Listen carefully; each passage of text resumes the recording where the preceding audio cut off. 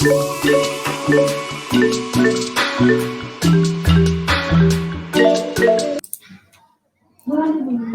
guys, it's Shripal Singh. Today we are going to learn about the Companies Act 2013. So let's start from the definition. Yeah, according to Chief Justice Marshall, he was like, a corporation is an artificial being, invisible, intangible, existing only in contemplation of law. इसका मतलब क्या हुआ, ये जब ये कह रहा है कि कंपनी एक आर्टिफिशियल बीइंग, ठीक है, इनविजिबल, इंटेंजिबल और एग्जिस्ट करती है ओनली कंटेम्पलेशन ऑफ लॉ में, मतलब कंपनी एक ह्यूमन बीइंग की तरह है, बस वो एक ह्यूमन बीइंग नहीं है, बाकी उसके पास जो भी ह्यूमन राइट्स होते हैं, राइट, बस वो खाली जेल नहीं जा सकती और उसके ऊपर केस हो सकते हैं, राइट, और वो किसी पे केस कर सकती है, बस he can not be sent to jail और imprison, right. Yeah. In other words, Professor Henny, a company is an incorporated association which is an artificial person created by law, having a separate legal entity. What is separate entity? We are going to learn further with a perpetual section and a common seal. Okay, every company is having some code, right? So it is going to be known like उसको अपन उसी चीज से identify कर सकते हैं.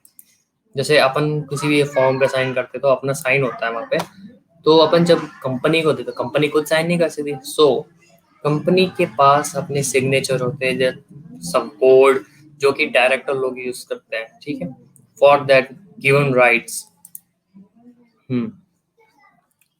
ठीक है. अब कंपनी में क्या क्या होता है, कंपनी के पास एक सेपरेट लीगल एंटिटी होती है, ठीक है, जैसे अपन के पास है, अपनी राइट्स कोई दूसरा नहीं यूज कर सकता, राइट. परपेचुअल सक्सेशंस, इसके मेंबर्स जो डायरेक्टर्स हैं, सीईओ है, सीएफओ से एवरीथिंग, कुछ भी जो भी है, उसके मरने से या रिटायर होने से कंपनी को कुछ इफेक्ट नहीं आ सकता, राइट. इवन अगर उसके जो डायरेक्टर्स है, सीएफओ से जो मेंबर्स है, अगर वो इनसॉल्वेंट हो जाए, उनकी इनकम या उन जो भी एकदम व्हाट वी कैन से, मतलब एकदम उनके पास कुछ भी नहीं हो, अमाउंट वगैरह, लिमिटेड लायबिलिटी. कंपनी की जो लायबिलिटी होती है वो अपने मेंबर से बिल्कुल डिफरेंट होती है. मैंने आपको पहले ही बोला था क्योंकि company is an artificial person, right. Company act through an human agency only. इसके कहने का मतलब ये है कि कंपनी बहुत डायरेक्टर्स के जो उनसे मतलब चलती है, लाइक डायरेक्टर्स, लेकिन कंपनी को वो नहीं चलाना है, ठीक है. कंपनी के कुछ सेपरेट राइट्स एंड लीगल होते हैं. Company can contract, sue and be sued in its own name, right? For example, you can say Reliance limited, right. तो रिलायंस कंपनी जो है वो किसी पे केस कर रहा है, राइट, भले ही उसको धीरू भाई अंबानी करे, मुकेश अंबानी करे, कोई भी करे, नाम कंपनी का ही जाएगा. Is it clear, right. Separate legal entity, जैसे there are distinctive feature between different form of organisation and the most striking feature is the separate legal entity. जैसे अभी एक कंपनी है, मान लीजिए ये कंपनी है ए, यहाँ पे है कंपनी बी,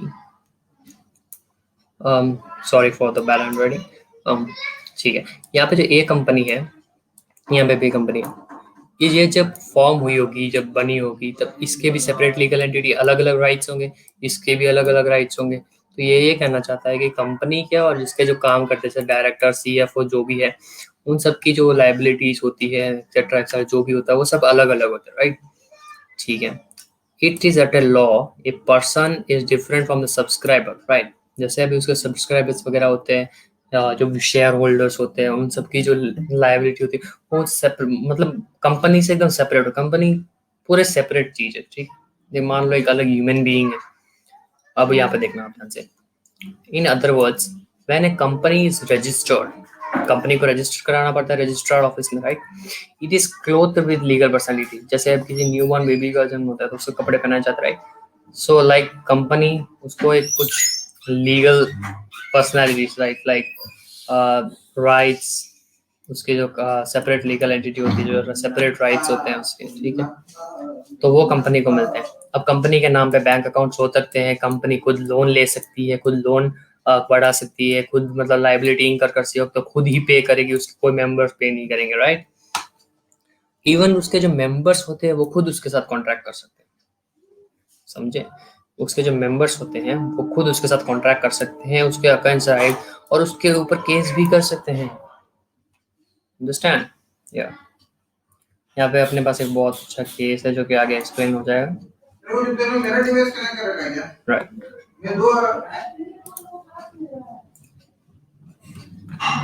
अब यहाँ पे आते हैं अपन परपेचुअल सक्सेशन पे। ठीक है, अब उसके जो कंपनी है, कंपनी कोई ऐसे तो बनी नहीं होगी राइट, उसको कोई ना कोई बनाने वाले होंगे, जैसे उसके डायरेक्टर्स, उसके शेयर होल्डर्स होंगे राइट। ऐसे ही अपन कहते हैं मेंबर्स में डाई और चेंज राइट, मेंबर या तो मर जाए या बदल जाए, उससे कंपनी को कुछ फर्क नहीं पड़ने वाला, but the company goes on till the wound up of the company and the ground specified. मतलब जिस भी कंपनी से, जैसे कंपनी से 2013 है राइट, तो कंपनी से 2013 ही उसको बंद कर सकती है और कोई बंद नहीं कर सकता। अगर वो कोई प्रीवियस कंपनी एक्ट से अगर वो है रजिस्टर्ड, तो उसका वो वाला एक्ट ही उसको बंद कर सकता है और कोई नहीं कर सकता। यहाँ पे देखें कहाँ से, the shares of the company में change hands indefinitely but that does not affect the existence of the company. Share holder change हो जाए, जैसे अभी मैंने कोई शेयर परचेस किया, मैंने अगर किसी और को दे दिए, उससे कंपनी को कोई फर्क नहीं पड़ता right. Since A company is an artificial person, company क्या है? Artificial person right, created by law, law खुद ही उसको एंड ला सकता है। ये लाइन बहुत इंपॉर्टेंट है, ध्यान। Law can only bring end to his life, ठीक है, can bring end to his life, its existence is not affected by the death और इंसॉल्वेंसी ऑफ द मेंबर। अगर चाहे उसका मेंबर मर जाए या इंसॉल्वेंट हो जाए, उससे उसको कोई फर्क नहीं पड़ेगा राइट।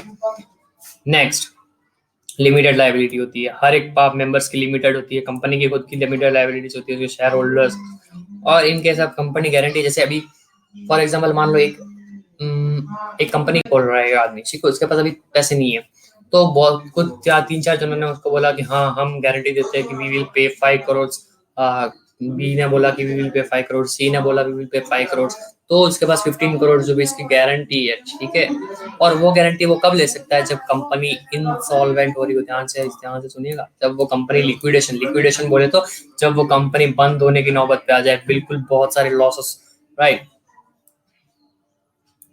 अगर वो कंपनी अनलिमिटेड लाइबिलिटीज पे है, ठीक है, अगर वो कंपनी अनलिमिटेड लाइबिलिटीज पे है, तब तो उसके मेंबर की भी लाइबिलिटी अनलिमिटेड होगी, ऑब्वियस सी बात है, ठीक है। अभी अपन ने डेफिनेट किया आर्टिफिशियल लीगल पर्सन होती है।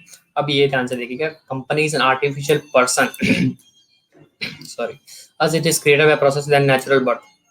अभी जैसे मैंने आपको ह्यूमन बीइंग का एग्जांपल दिया राइट, तो वैसा ही होता है। जैसे अभी ना कोई भी किसी बेबी का बर्थ हुआ राइट, तो उसको कैसे अपन उसको क्लॉथ्स में लपेट के राइट लेके आते हैं।